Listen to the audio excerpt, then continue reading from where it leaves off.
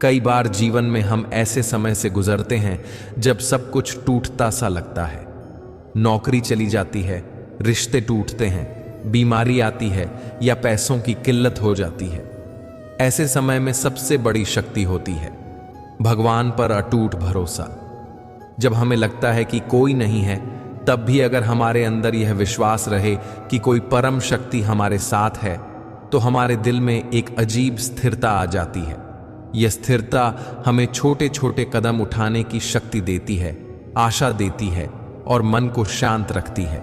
भरोसा यह नहीं कि सब कुछ तुरंत बदल जाएगा। भरोसा यह है कि जो भी हो रहा है उसका कुछ कारण है और वह एक बड़े उद्देश्य का हिस्सा है। जब व्यक्ति यह समझ लेता है तो वह निस्वार्थ भाव से अपने कर्म करता है, बिना फल की चिंता किए। और यही श्रीमद् भगवद गीता का एक बड़ा उपदेश भी है।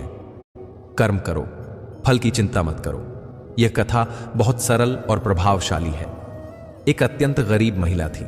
उसका जीवन बहुत कठिन था। घर में खाने को भी कुछ नहीं रहता था। परिवार कई दिनों से भूखा था। महिला का दुख देखकर कोई भी द्रवित हो जाता। एक दिन उसने अपने मन की व्यथा एक रेडियो प्रसारण के माध्यम से भगवान श्री कृष्ण तक पहुंचाई। उन्होंने दिल से प्रार्थना की, मदद की गुहार लगाई। उसका यह दर्द एक बड़े और घमंडी उद्योगपति के कानों तक पहुंचा। वह आदमी अहंकारी था और उसकी प्रवृत्ति यह देखने की थी कि किसी की आस्था को कैसे तोड़ा जाए। उसने सोचा, क्यों न इस महिला की आस्था पर एक कटाक्ष कर दिया जाए। कुछ ऐसा किया जाए जिससे वह सोचने लगे कि भगवान ने उसकी मदद नहीं की। उसने अपने सेक्रेटरी से कहा कि गया राशन और खाने का सामान उस महिला के घर पहुंचा दो और जब वस्तुएं दें तो कह देना कि इसे शैतान ने भेजा है। सेक्रेटरी सामान लेकर गया। महिला और उसका परिवार पहले तो भूख मिटाने के लिए तृप्त हुए। बाद में महिला ने सब राशन अलमारी में रख दिया, पर वह कभी नहीं पूछी कि यह सामान किसने भेजा। जब सेक्रेटरी ने उसको उत्सुकता से पूछा कि क्या तुम्हें नहीं जानना चाहिए कि यह किसने भेजा, तब महिला ने पूरी सादगी से कहा, मुझे इतना क्यों सोचना चाहिए, मुझे अपने श्री कृष्ण पर पूरा भरोसा है। जब मेरा कृष्ण किसी को आदेश देता है तो बड़ा से बड़ा शैतान भी उसके आदेश का पालन करने को मजबूर हो जाता है। जो कुछ भी होगा अच्छा ही करेगा। ये छोटी सी सच्ची बात उस घमंडी आदमी के लिए एक सबक बन गई। उस महिला की अटूट आस्था ने साबित कर दिया कि सच्ची भक्ति मन की स्थिरता और समझदारी देती है। आस्था निजी और अटूट होनी चाहिए।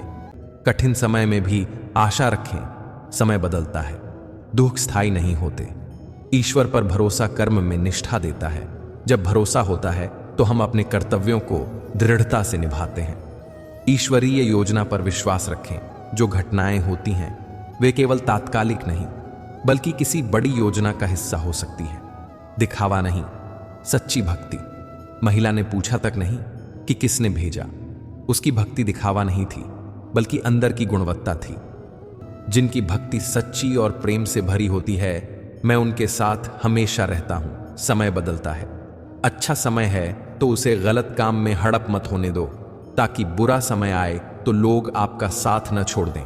तुम्हारा क्या गया?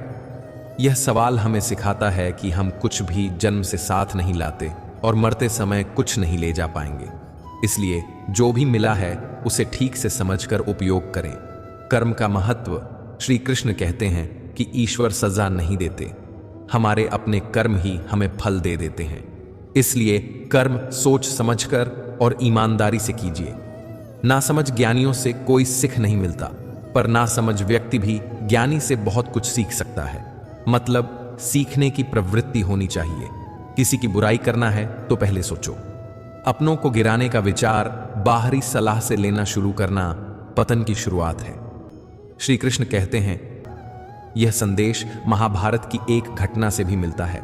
अर्जुन और कर्ण के युद्ध में जब अर्जुन के बाण कर्ण के रथ पर लगते तो कर्ण का रथ बहुत पीछे खिसकता था, पर जब कर्ण के बाण अर्जुन के रथ पर लगते तो अर्जुन का रथ थोड़ी ही दूरी पर पीछे खिसकता। अर्जुन को लगा कि उसके बाणों में ही अधिक शक्ति है, पर श्री कृष्ण ने समझाया, तुम्हारे रथ पर मैं बैठा हूं, ऊपर हनुमान विराजित हैं, शेषनाग पहियों को थामे हुए हैं, फिर भी कर्ण का बाण तुम्हारे रथ को पीछे धकेल रहा है। इसका मतलब है कि कर्ण के बाणों में भी अधिक शक्ति है। यह सुनकर अर्जुन का अहंकार टूट गया। सिख यही है, अपनी शक्ति का घमंड मत करो, शत्रु को छोटा मत समझो, हमेशा विनम्र रहो। यदि किसी समय आपके साथ गलत हुआ है या आपके ऊपर झूठा आरोप लगा है तो उस समय अपना रोना धोना जनता में प्रकट न करें। अपनी व्यथा, गुस्सा या खुद को सही साबित करने की जल्दीबाद के लिए छोड़ दें। सही समय आने पर सच्चाई खुद ब खुद सामने आ जाएगी। तत्काल प्रतिक्रिया में अक्सर आप अपनी स्थिति कमजोर बना लेते हैं। शांत रहना ही आपकी सबसे बड़ी ताकत बन सकती है।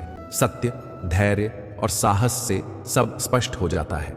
भरोसा रखें पर आलसी मत बने। भरोसा और कर्म साथ साथ होने चाहिए। सदैव विनम्र रहें। बड़े बड़े लोगों के सामने नम्रता रखें, क्योंकि शक्ति का असली मजा विनय में है। अपनी भक्ति को परखे बिना ना खेलें। शुद्ध भक्ति दिखावे के लिए नहीं, दिल से होनी चाहिए। किसी की बुराई करने से पहले सोचें। अपनों को गिराने की सलाह कभी बाहरी स्रोत से न लें। समय की अहमियत समझें। बुरे वक्त में संयम रखें और अच्छे वक्त में अपना स्वभाव सुधारें। स्वार्थ रहित प्रेम रखें। प्रेम अगर स्वार्थ पर टिका होगा तो वह स्थायी नहीं रहेगा। कर्म करिए, फल पर आसक्ति मत रखिए। यही गीता की सीख है और यही जीवन को सरल बनाती है।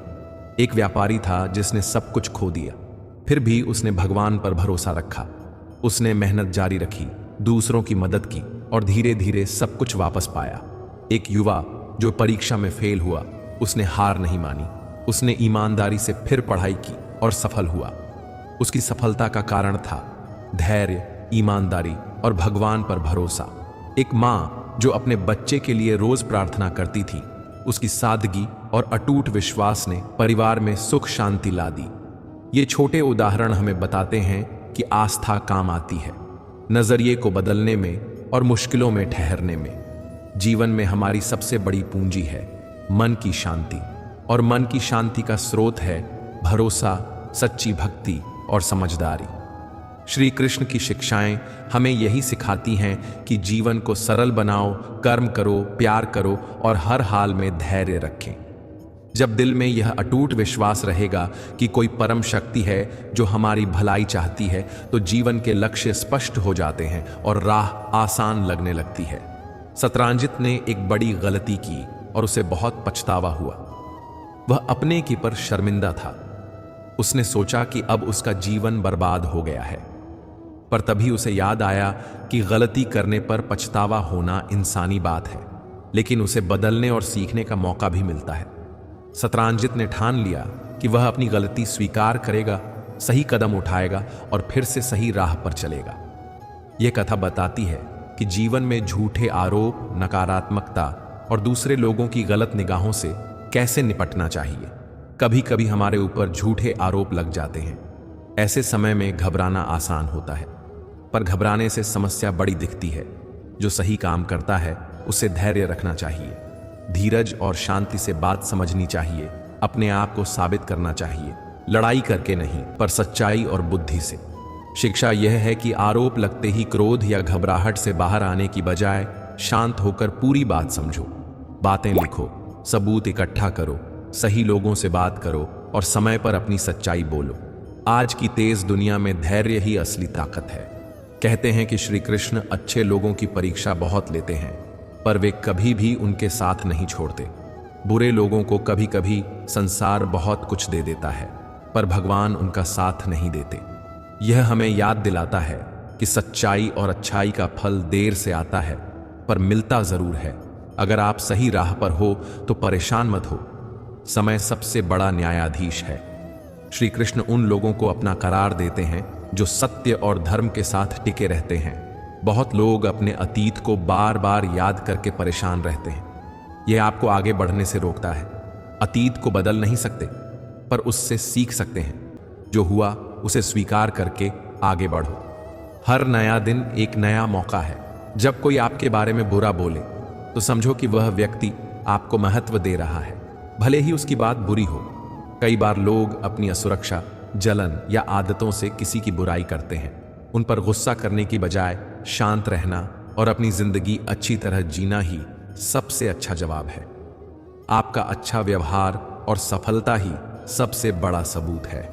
जीवन में अगर आपके पास दोनों गुण हों, समझ श्री कृष्ण जैसा और निष्ठा कर्ण जैसा, तो मुश्किलें आसान हो जाती हैं। हर कीमती चीज उठाने के लिए हमें झुकना पड़ता है। इसी तरह माता पिता का आशीर्वाद पाने के लिए हमें विनम्र होना चाहिए। माता पिता के संस्कार और उनका आशीर्वाद ही जीवन का असली धन है। कहते हैं कि माता पिता को पहचान लेना चाहिए, पहले किसी चीज से ज्यादा।